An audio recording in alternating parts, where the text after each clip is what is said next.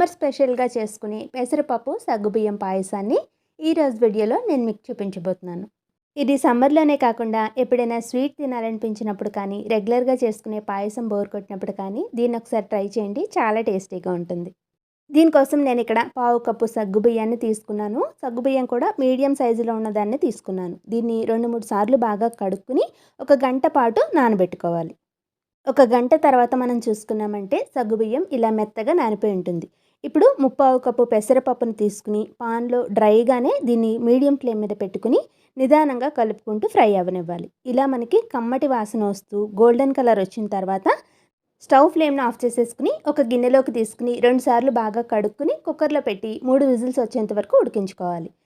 నేను ఇక్కడ పావు కప్పు సగ్గుబియ్యానికి 3/4 కప్పు పెసరపప్పును తీసుకున్నాను కదా. మీకు ఒకవేళ సగ్గుబియ్యం క్వాంటిటీ కూడా సమానంగా ఉండాలి అనుకుంటే 1/2 కప్పు సగ్గుబియ్యం 1/2 కప్పు పెసరపప్పుని